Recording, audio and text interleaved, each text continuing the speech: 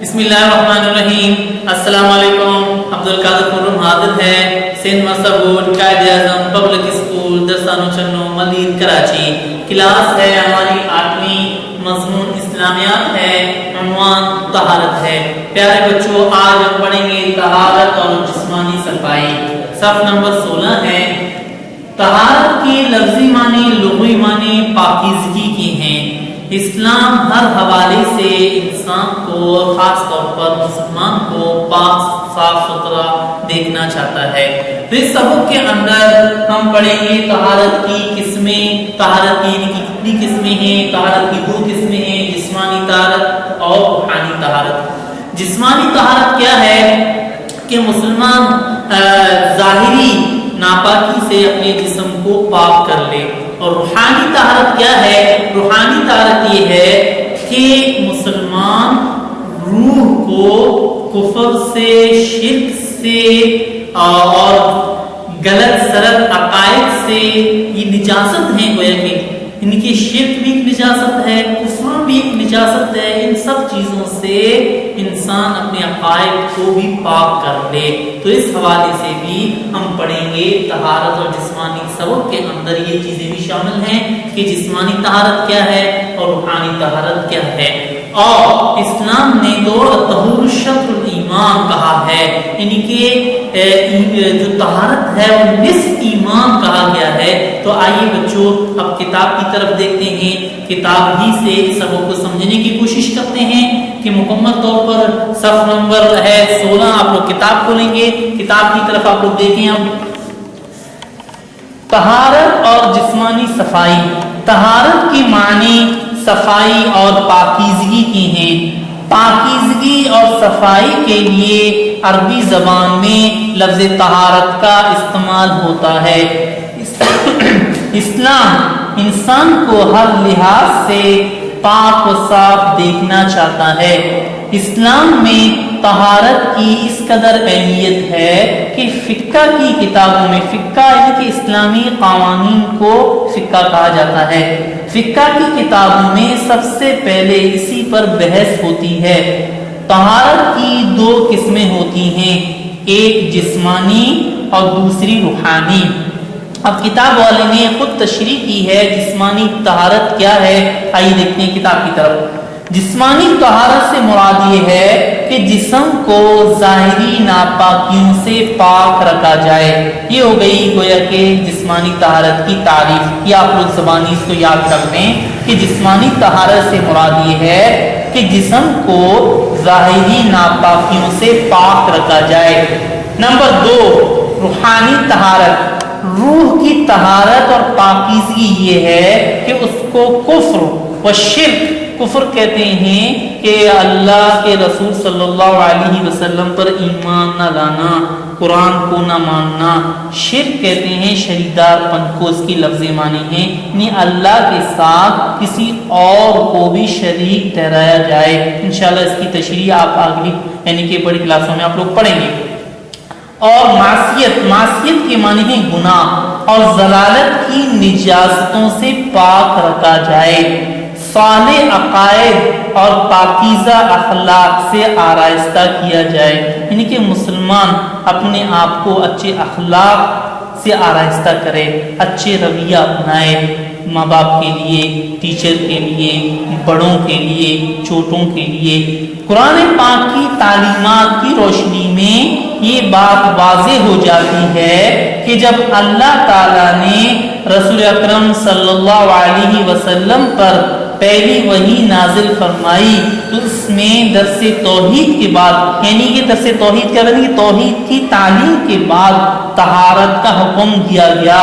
چنانچہ ارشاد باری تعالیٰ ہے اور اپنے کپڑوں کو پاک رکھو اور ناپاکی سے دور رہو۔ دوسرے مقام پر ارشاد فرمایا بے شک اللہ تعالیٰ توبہ کرنے والوں اور پاک صاف رہنے والوں کو دوست رکھتا ہے۔ کتنی بڑی بات ہے کہ اللہ رب العزت ایسے لوگوں کے متعلق فرماتے ہیں جو پاک صاف رہتے ہیں، ان کے بارے میں دوستی کا حوالہ دیتے ہیں کہ اللہ رب العزت ایسے لوگوں کو دوست رکھتے ہیں۔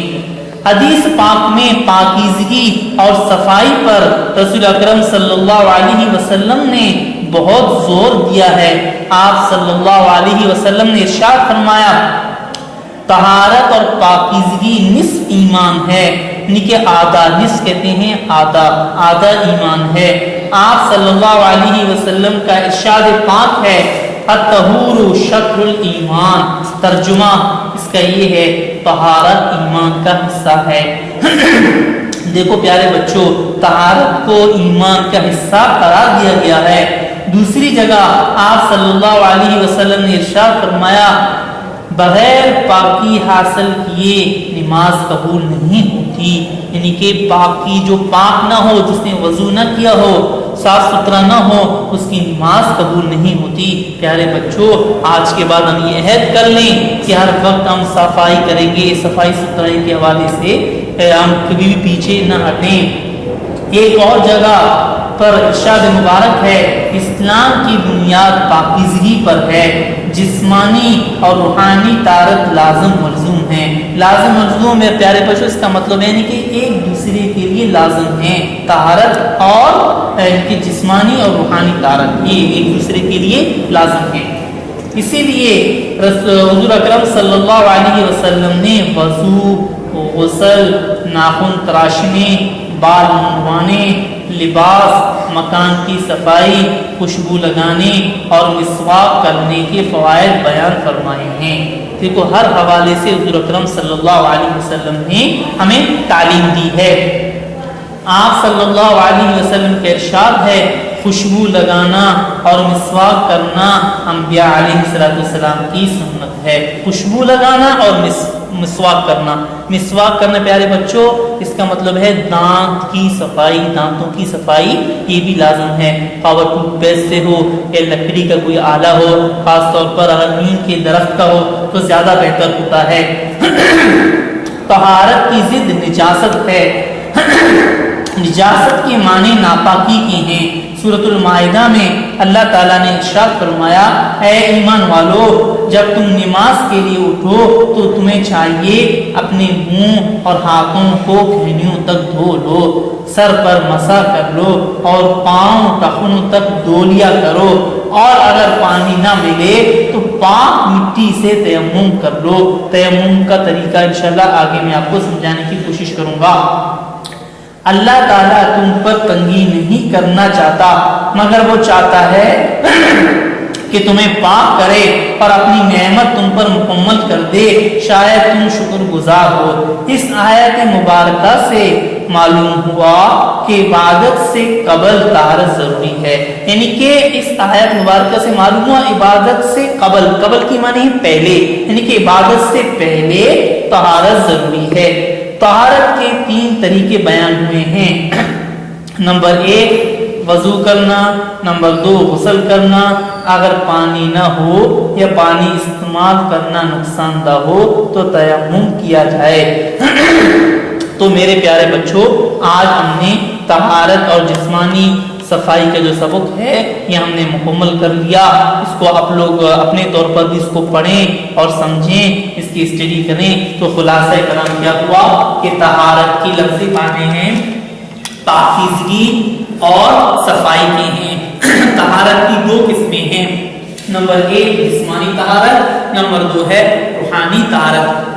جسمانی طہارت کیا ہوتا ہے اور روحانی طہارت کیا ہوتا ہے میں نے آپ کو سمجھایا ہے، آپ کو خود بھی اس کو پڑھنے کی کوشش کریں۔